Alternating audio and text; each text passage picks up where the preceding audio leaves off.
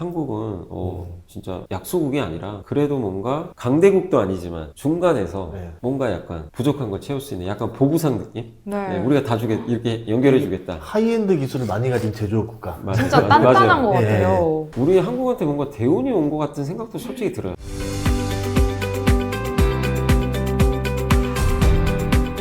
전쟁이 길어지면서 어쩔 수 없이 예. 이 수혜 업종을 좀 그쵸, 뭐 정유주도 많이 올랐고 네. 떨어진 것들도 있고 왔다 갔다 이제 하죠. 그러면서 이제 지금 전쟁이 어떻게든 길어질 가능성도 염두를 해둬야 되지 않을까. 네. 워낙 좀 뭐 변수가 많으니까. 그러면서 우리가 좀 그거에 대한 고민을 좀 해봐야 될 것 같습니다. 네. 이사님이 보시기에 이 전쟁 속에서 좀 더 오를 업종이 뭐가 있을까요? 근데 저도 이제 그때 4년 전에 우크라이나 전쟁과 지금 전쟁이, 어쨌든 같은 전쟁이 났잖아요. 너무 다른 것 같아요.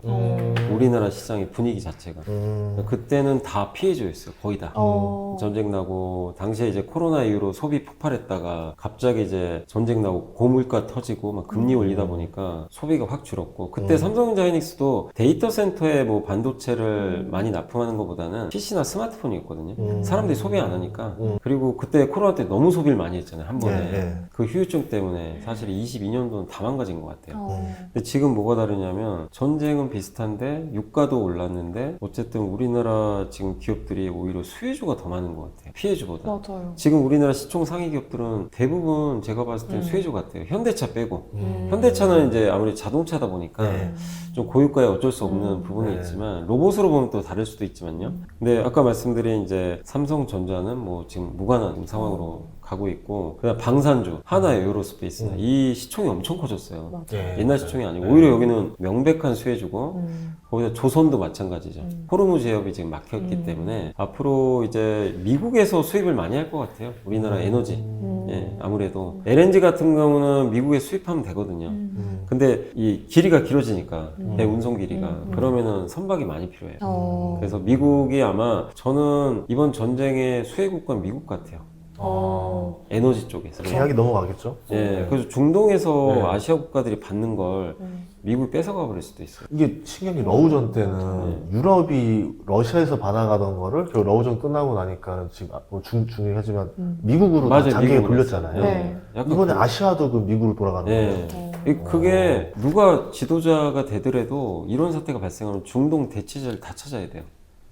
또 이런 일이 발생하면 안 되거든요. 네, 그렇죠. 네. 그래서 어쨌든 미국으로 가야 되고 네. 그럼 미국에서 LNG선이 있어야 운송을 할 텐데 중국 배를 쓸 수는 없어요, 미국에서. 그쵸. 예, 국적이 네. 중요하기 네. 때문에. 네. 그래서 우리가 수혜받을 수밖에 없고 조선도 그런 면에서 괜찮을 것 같고, 그 다음에 에너지죠. 뭐 신재생 에너지. 여기도 당연히 뭐 태양광, 풍력, 원전이 있을 텐데 미국 원전을 되게 원하고 있고. 예. 근데 이번에 또 이번 호르무즈 해협이 막히니까 결국에 많은 분들이 이제 화석 연료는 어쨌든 우리나라에 없잖아요. 그러니까 배를 타든 뭐를 해서는 나라를 건너와야 돼요. 근데 이 신재생 에너지는 그냥 나라에 지으면 돼요. 그러니까 이동할 필요가 없는 거예요. 그냥 여기 있으면 되거든요. 그러니까 그런 지정학 리스크에서 되게 자유로워요. 이번에 다시 한번 이걸 우리가 봤던 거죠. 네. 그리고 또 한 가지가 이런 신재생 에너지 원전부터 태양광 풍력은 이제 또 안보가 중요합니다. 미국 입장에서. 중국산은 안 쓰려고 그래요. 아. 이것도 되게 큰 거죠. 네. 미국은 아시겠지만 원전 못 만들어요. 아직 시공 능력이 없어요. 미국? 인력도 없고. 할 수는 있는데 너무 오래 걸려요. 그쵸. 인력이 없대요. 거의 뭐 인력이. 수십 년 동안 한 경력이 예, 없으니까 못했어요. 사람이 거의 없을 네, 거예요. 사람이 없어요. 유지보수 하고는 좀 싶은데 네. 설계만 하는 정도. 네. 그 다음에 태양광도 못하고 제대로. 네. 그래서 그동안 중국산 많이 수입했고 풍력은 어차피 뭐 트럼프는 별로 안 좋아하니까. 네. 근데 이런 것들을 이제 안 할 수가 없잖아요. 지금 네. 전 세계가 다 중동 사태 벌어진 걸 보면 이재명 대통령도 이제 우리 신재생 에너지로 다 넘어가자 이렇게 언급을 하셨기 때문에 요 산업에서 우리가 또 중국과 경쟁인데 중국 걸 안 쓰려고 할 거란 말이에요. 그럼 우리가 다 고스란히 수혜를 받는 거죠. 아. 그래서 이런 산업들이 어떻게 보면 전쟁에서 이제 완전히 급부상했고 또 네. 배터리도 좋아졌어요. 오. 왜냐면 이제 태양광하고 ESS 그 에너지 저장 장치는 반드시 같이 가거든요. 그쵸. 저장을 해야 되니까. 네. 밤에. 밤엔 저장을 해놔야 되니까. 근데 이것뿐만이 아니라 전기차가 사실 미국에 잘 안 팔리잖아요. 근데 이번에 유럽에서 내연기관보다 전기차가 더 많이 팔렸대요. 이게 바뀌기 시작하고 있어요. 우리나라도 요즘에 테슬라 차 엄청 잘 팔린대요. 전기차를 많이 구매하는데 사람들이 이런 전쟁이 한두 번이 아니잖아요. 네. 계속 겪어요. 주기적으로 또 휘발유가 폭등하고 이제 이러다 보니까 야 이참에 바꿀 거면 얘 전기차로 가자 그냥. 스트레스 덜 받게. 근데 아마 정부에서도 이런 걸 받기 때문에 보조금도 더 줄 수도 있고 그다음에 이재명 대통령도 이참에 전기차로 넘어가자 이렇게 직접 언급도 하셨거든요. 그러니까 미국만 지금 잘 안 팔리지 많은 국가에서 전기차로 넘어가려고 그래요. 그러면 배터리 수요는 당연히 늘 거고 근데 배터리는 또 중국이 세계에서 1등이고 그래서 우리가 좀 이 경쟁에서 밀린 감은 있지만 유럽에서도 이번에 내년부터 아마 시행할 것 같은데 중국이 너무나 많은 걸 가져가니까 좀 중국을 규제하기 위해서 유럽 내에서 생산하면 보조금을 준다거나 혜택을 주는 이런 법안을 준비하고 있더라고요. 근데 이게 왜 우리한테 좋냐면 우리는 유럽과 FTA 체결 국가예요. 한국에서 만약에 공장에서 배터리 만들잖아요. 그냥 유럽산이에요. 그대로 적용돼요. 똑같아요. 그러니까 우리한테 되게 유리합니다. 네. 이 법이 내년부터 시행된다고 하니까 유럽에서 우리가 되게 밀렸거든요. 중국한테. 네. 그러니까 이런 것도 되게 좋아질 것 같고 그래서 배터리도 요새 전쟁 나고 주가 많이 올랐어요. 2차 전지가. 그래서 이게 다 한국 대표 업종들이죠. 이 그러네요. 업종들이 네. 어떻게 보면 대부분 수혜주가 된 거예요. 그러니까 4년 전과 지금은 너무 달라요. 그러네요. 그래서 지금 코스피가 이 전쟁 와중에도 올해 연초 대비 지금 25% 올라가 있거든요. 5천을 안 깨는 걸 보고 제가 느낀 게 달라졌구나. 아, 한국은 이번 전쟁의 피해 국가라기보다는 어느 면에서 좀 일부 수혜도 받는구나. 이렇게 좀 생각을 하고 있어요. 그러니까 4년 전에는 커머스 중심, 그러니까 그 개인들이 쓰는 소비 중심에 맞춘 섹터들이 많이 올랐다가 다시 이제 내려왔었던 맞아요. 거고 이번에는 좀 경기가 그렇게 좋은 건 아니었잖아요. 개인들이 돈이 많았던 건 맞아요. 아니니까 개인들 대상이 아니라 뭐 기업이나 정부가 쓰는 돈에 맞아요. 투자하는 거에서 인프라에서 들어갔던 것들인데 하필 우리나라 기업들이 그 주력 업종들이 굉장히 많았었던 거고 다 거기에 있고. 예. 근데 우리나라가 잘했던 게 그런 주력 업종들, 지금 병목이라 그러죠. 네. 병목에 있는 업종들이 다 제조업, 이제 진짜 무거운 산업들이고 중후장대업, 그쵸. 굴뚝 산업들인데 이 산업이 힘들었던 게 지난 10년간은 중국이 엄청 추격해 온 거예요. 그래서 막 조선도 쫓아오고 네. 태양광도 몇 개 망했어요. 그래서 되게 힘들었는데 근데 잘한 건 뭐냐면 중국이 그렇게 해도 우리가 포기 안 하고 끝까지 그거 유지한 거예요. 옛날에 그 삼성중공업도 망할 뻔했어요. 아, 그쵸, 그쵸. 네, 그쵸. 예. 그때 부도날 뻔했고 대우조선도 하나에 넘어갔고 하이닉스도 뭐 오래전 얘기지만 20년 전에 망할 뻔했었고 예전에 STX가 인수하려고 맞아요. 예, 네, 그런 적도 예, 있었고 예. 근데 잘한 거는 끝까지 그걸 살린 거예요. 만약에 그걸 그냥 구조조정 다 해버리고 분해시켜 버렸으면 없는 거예요. 지금 우리는 그럼 코스피 5천도 못 가는 거죠, 사실은. 네. 이 사이클에. 근데 그게 또 약간의 우리한테도 좀 운이라고 하면 그런데 미국이 중국을 막아버린 거예요. 그 병목 산업을 네. 중국이 못 오게 막아버린 거죠. 네. 울타리를 쳐버리니까 우리는 그러면 그 울타리 안에서 미국으로 가버린 거죠. 그러니까 우리가 수혜를 다 받아버린 거예요. 그러네요. 만약에 미국과 중국의 사이가 또 좋았으면 네네네. 우리는 되게 계속 힘들었을 것 같아요. 네. 중국 때문에. 네. 중국은 너무 싸게 만드니까. 그러니까. 탈세계화가 네. 우리나라 기업들한테 이게 악재가 아니라 오히려 축복이 돼버렸어요. 지금 생각해 보면. 탈세계화가. 그래서 이 구조가 지금 안 바뀌잖아요. 네. 전쟁 끝난다고 쳐보자고요. 그럼 각자 도생 더 심해질 텐데. 제가 그 트럼프 대통령 발언 보고 더 느꼈던 게 우리나라 증시는 저는 더 좋을 수도 있겠다 생각했던 게 그때 호르무즈 해협 이제 우리 떠날 테니까 니들 알아서 해. 거기서 뭐 이란과 협상을 하든 말든. 물론 좀 반은 농담이었던 것도 같은데 유럽한테 완전 삐진 것 같더라고요. 네. 유럽이 안 도와줬거든요. 맞아요. 근데 미국이 그렇게 이제 각자 도생을 부르짖으면 진짜 그 에너지 공급망이나 뭔가 무기라든가 자립할 수 있는 뭔가 이런 도구들을 안 갖춘 나라들은요 공포에 빠져요. 그렇죠. 근데 한국은 그런 나라가 아니에요. 그런 나라한테 오히려 한국은 도움을 줄 수 있는 국가예요. 그 비어있는 걸 우리가 특히 무기만 해도 이번에 천궁2도 아랍에미리트에 그렇게 보냈잖아요. 예. 근데 많은 국가들이 미사일이 없어요. 미사일 재고도 없는데 우리는 계속 만들거든요. 그러니까 한국이 그런 구조에서 결핍이 있는 국가들한테 막 그런 걸 제공할 수 있는 게 저도 생각해보니까 되게 많더라고요. 한두 개가 아닌 거예요. 엄청 많죠. 뭐 메모리부터 시작해가지고 그래서 태양광도 마찬가지죠. 배도 마찬가지죠. 근데 이런 모든 것들의 또 공통점 중에 하나가 미국도 필요로 해요. 그러니까 이제 저는 이런 각자 도생 세상이 열렸는데 한국은 진짜 약소국이 아니라 그래도 뭔가 강대국도 아니지만 중간에서 네. 뭔가 약간 부족한 걸 채울 수 있는 약간 보부상 느낌? 네. 네, 우리가 다 이렇게 연결해 주겠다. 하이엔드 기술을 많이 가진 제조업 국가. 진짜 맞아요. 단단한 것 예. 같아요. 우리 한국한테 뭔가 대운이 온 것 같은 생각도 솔직히 들어요. 이럴 때 지금 좀 괜찮은 기업들 어떤 걸 사면 더 좋을까 이제 생각인데 아까 태양광 같은 경우에는 지금 딱 떠올랐던 게 아까 방금 좀 통화도 안 했었지만 네. OCI 같은 거. OCI. 오시아 홀딩스. 네, 결국 살아남았잖아요. 있잖아요, 오시아 어. 홀딩스가. 저도 네. 굉장히 긍정적으로 보고 있었고 작년부터 괜찮게 봤었거든요. 왜냐하면 제가 언제 좀 오시아홀딩스를 괜찮게 봤냐면 구글이 인터커넥트라는 회사를 인수했어요. 7조 원 주고.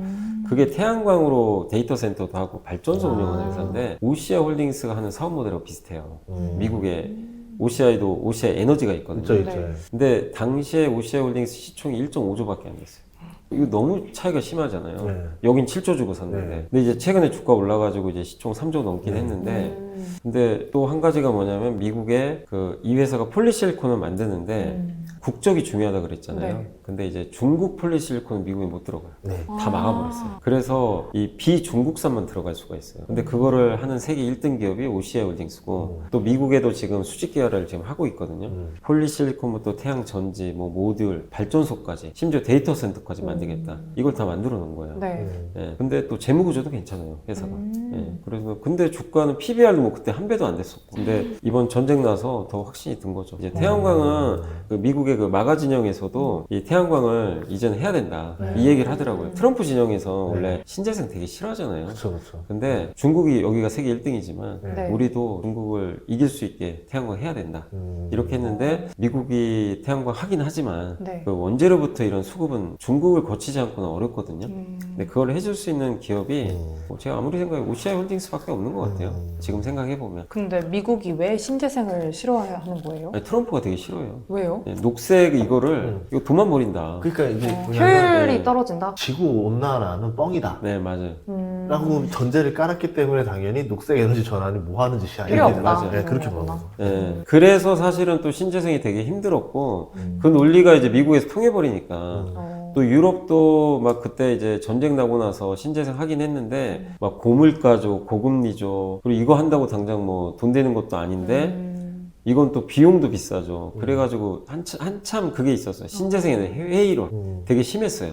그런 게 이제 주가 반영돼서 다 박살이 났는데 이번 전쟁 나면서 이제 확실해진 건 이제는 우리가 그냥 그런 거죠. 친환경 좋잖아요. 환경이 좋고 이 논리보다도 이제 여기에는 안보가 들어가요. 이제 무조건 해야 되는 산업이 네. 돼버렸고 전쟁 때문에 그 안보라는 그게 태그가 붙는 순간 이거는 이제 뭐 가성비 이런 게 필요 없어요. 그리고 중국 것만 아니면 돼요. 근데 우리나라 말고는 또 딱히 공급할 나라가 별로 없어요. 찾아보면. 그래서 신재생 에너지도 전쟁 나서 오히려 지금 급부상하는 게 그런 네. 이유 때문인 것 같아요. 그러면 이런 관점으로 좀 더 볼 수 있을 만한 기업들은 없어요? 그러니까 이제 저는 또 한 가지가 이제 뭐 여러 가지가 사실 있어요. 기업들 볼만한 게. 근데 또 종합상사 괜찮게 봐요. 종합상사? 아까 제가 보부상 얘기했잖아요. 우리나라에 네. 종합상사가 있어요? 포스코 일본처럼? 인터. 아, 거기. 현대코퍼레이션. 옛날 그 상사. 네. 예, 예. 옛날에 대우인터. 대우인터랑 저 LG 상사 같은. 예, 맞아요. LX인터. 예. 그다음에 현대상사, 현대코퍼레이션 예, 예. 이 세 개가 대표적인데 제가 이번 전쟁 나면서 종합상사 괜찮겠다고 생각했던 이유가 일단 우리나라가 원유는 미국산을 쓰기가 어려워요. 왜냐면 이제 미국산 같은 경우 경질류인데 우리나라 같은 경우는 뭐 중질류인가요? 뭐 유종이 다른 것 같더라고요. 좀 쓰기가 좀 어렵다고 하더라고요. 네. 그래서 그거를 그럼 이 석유화학 공장들의 그걸 좀 바꿔야 되니까 좀 쉽진 않고 근데 어차피 가스는 똑같아요. LNG는. 근데 카타르에서 받는 물량이 한 14% 되거든요. 근데 그거 이제 못 받잖아요. 네. 네. 그럼 이제 받을 수 있는 방법은 호주 아니면 미국이에요. 이걸 대체하는 방법은. 네. 근데 포스코 인터가 호주에 가스전이 있어요. 세넥스 가스전이라고 그거 몇 년 전에 돈 주고 샀거든요. 근데 와, 이거 포스코 진짜 신의 한 수였다. 그러게요. 이게 보물이 된 거예요. 오. 갑자기 지정학적 리스크가 터지니까 우리도 호주에서 봤거든요. 네. 근데 이제 앞으로 더 많이 받겠죠. 그게 하나가 있고 포스코 인터가 하는 사업 중에 또 하나가 미국에서 LNG 직수입해요. 해가지고 또 판매하는 사업이 있어요. 그래서 LNG만 보면 포스코 인터가 또 괜찮아요. 그래서 저는 종합상사. 그래서 작년 아니 5년 전이죠. 그때 코로나 터지고 워런 버핏이 기억하시겠지만 일본 종합상사 샀잖아요. 다 샀죠. 네, 5개. 네. 제가 그때도 이제 많은 분들이 좀 놀랬던 게 왜 샀지? 근데 알고 봤더니 그때 공급망이 끊어지니까 네. 종합상사가 하는 역할은 그 공급망이 끊어진 걸 메꿔주는 역할을 하거든요. 그러니까 뭐 아시겠지만 라면부터 로켓까지 다 판다. 이게 와. 종합상사거든요. 다 팔아요 그냥. 우와. 끊어진 다리를 다 연결해줘요. 네. 그게 보부상 역할이니까 종합상사 그거 하니까. 근데 지금 5년 지났죠. 네. 아 워런 버핏의 해안이 진짜 대단하구나. 어. 일본 종합상사도 비슷한 역할 할 거 아니에요. 이게 끊어질 네, 때마다. 네. 그럼 우리나라에도 종합상사 3개가 이 역할. 그러니까 약간 특징은 있는 게 현대코퍼레이션은 되게 다양한 사업들 많이 하고 원자재도 하지만 전력기기 같은 것도 중간에서 이렇게 무역도 해주고 하는데 포스코 인터는 LNG가 좀 특화돼 있고 LX 인터는 어디에 특화돼 있냐 석탄. 요새 또 석탄도 많이 쓴대요. 많이 쓰죠. 예. 그러니까 이제 종합상사가 네. 다시 한번 좀 저는 부각되지 않겠냐. 전쟁이 끝난다고 하더라도. 자, 그 주식 요새 보면은 이제 60대 분들이 참 많이 이제 시작을 하시더라고요. 네. 그분들 많이 보면 주식 뭐 사야 돼, 뭐 사야 돼 맞아요. 그러는데 이분들 주식 투자 어떻게 좀 해야 하는 게 좋겠습니까? 한번 좀 조언 좀 부탁드릴게요. 근데 일단 이제 60대 분들은 자기가 소득이 있냐 없냐가 중요한 것 같아요. 그러니까 정기적으로 저도 강연회 하면서 물어보거든요. 이런 질문들 하시면 이제 연세 있으신 분들한테 혹시 소득이 있으세요? 네. 소득이 있으시면 그냥 20, 30대 분들하고 똑같이 투자하시면 돼요. 어. 정기적으로 내 현금 나오니까. 왜냐하면 20, 30대나 40대까지는 내가 고정 수입이 있잖아요. 그런 분들은 어쨌든 위험자산 일부 저는 투자하는 거 좋다고 생각하거든요. 자기 현금으로 커버를 할 수가 있어요. 네. 시간도 있고. 근데 이제 은퇴하고 나면 현금류가 없으면 젊은 사람처럼 투자하기가 어려워요. 이거 까먹으면 안 되거든요. 그렇죠. 예, 이걸로 생활비 해야 되는데. 그래서 물어보는 게 이제 제가 그래서 물어보는 거고. 근데 내가 뭐 다른 과외 수입이 있다면 뭐 현금 흐름이 창출이 되는 거니까 그냥 투자를 하시면 됩니다. 주식 투자 뭐 이렇게 겁내지 마시고. 뭐 똑같아요. 뭐 나이랑 상관없이 뭐 삼성전자 좋아 보이시면 하시면 되고 뭐 코스피 200 ETF 하셔도 상관없고 네. 개별 기업이 좀 어렵잖아요. 그럼 저는 ETF가 제일 좋은 것 같아요. 개별 기업은 사실은 진짜 시간 많이 들어가요. 네. 진짜 그리고 아무리 좋은 개별 기업도 내가 반도체 금하는 것 중에 하필 운 나쁘면 거기서 진짜 만약에 잘못된 기업을 투자할 수도 있거든요. 네. 그래서 좀 그런 개별 기업 분석 능력이 안 된다면 ETF 하시면 좀 좋을 것 같고 뭐 여러 ETF 있습니다. 종류 많으니까 반도체를 하시던 조선을 하시던 뭐 지수형을 하시던 뭐 삼성전자 현대차 뭐 개별 기업을 하시던 상관없어요. 그래서 그 자기가 좀 원하는 주식 위주로 뭐 적극적으로 하시는 거 저는 좋다. 예, 위험을 선호하셔도 되는데 문제는 그거예요. 현금흐름이 없는 분들은 이걸 가지고 위험 자산에 올인하면 안 돼요. 위험하죠. 예, 위험하니까 네. 이분들은 어쩔 수 없이 월 현금을 창출할 수 있는 상품을 많은 비중으로 투자해야 될 것 같아요. 그래서 대표적으로 이제 월배당 주는 ETF들 있잖아요. 네. 그런 걸 좀 깔아놓는 거죠. 무조건 뭐 주식을 하지 말라는 게 아니라 내 100%면 내가 뭐 예를 들면 1억이라면 2천만 원 정도는 방금 말씀드린 이제 성장할 수 있는 자산이 네. 뭐 삼성전자든 현대차 같은 데 한 2천을 넣어놓고 뭐 코스피 200에 넣으셔도 되고요. 네. 나머지 한 이제 저는 한 60에서 한 70% 정도는 네. 월배당 상품. 예, 그게 이제 고배당 펀드도 있고 ETF도 있고 요새 커버드 콜도 많이 하잖아요. 그렇죠. 커버드 콜도 위험한 것도 있지만 한 10에서 15% 정도 주는 그런 상품들이 있는데 그 중에서 이제 코스피 200 추종하는 저는 커버드 콜은 괜찮은 것 같아요. 좀 안정성도 있고 지수가 오르면 좀 덜 수익은 나지만 요즘 같은 행보장에서는 좋아요. 왜냐면 콜옵션 매도해가지고 매달 주거든요. 그래서 따박따박 현금 들어오니까 그래서 커버드 콜 중에 코스피 200을 좀 추정할 수 있는 그런 커버드 콜 하시면 좋겠어요. 왜 그러냐면 이게 S&P 500이나 미국 나스닥을 추종하면 우리나라 이제 콜옵션 이게 기초지수를 하면 세금이 없어요. 근데 미국 거는 세금을 내야 돼요.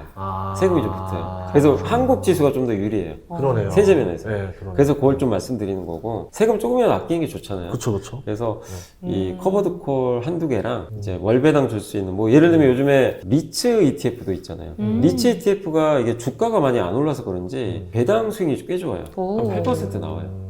뭐 리츠도 괜찮으니까 그런 걸로 한 60에서 70%를 담고 나머지 10%는 그래도 이제 금리 낮더라도 MMF ETF 있잖아요. 거기에 한 요새 금리 올라서 한 3% 넘을 거예요. 오, 예. 그런 거 해서 이렇게 포트폴리오 구성해서 그러니까 왜 이 말씀을 드리냐면 현금 흐름이 없는 분들은 현금 흐름 창출이 일단 우선이에요. 그렇게 해서 좀 뽑아서 투자를 하시고 현금 흐름에 여유가 있다는 매달 그러면 그런 분들은 뭐 굳이 뭐 커버드 콜 하실 필요는 없어요. 그냥 주식 투자 그냥 네. 하시던 대로 하시면 되지 않을까 예. 말씀드리겠습니다.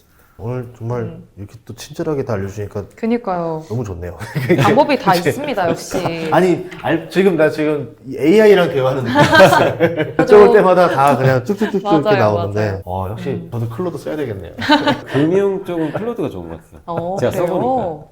검색이나 이런 거 뭘 찾을 때는 오. 제미나이가 좋은데 네. 그림도. 근데 클로드는 금융. 주식 하시는 분은 꼭 쓰시면 좋을 것 같아요. 오늘 더 긴 시간 동안 저희 여러 개 여쭤봤는데, 반도체부터 이란 정세부터 관련 투자법들까지 네. 이렇게 또 친절하게 다 알려주셔서 너무 감사합니다. 앞으로도 더 많은 활동 기대하도록 하겠습니다. 고맙습니다. 네, 감사합니다.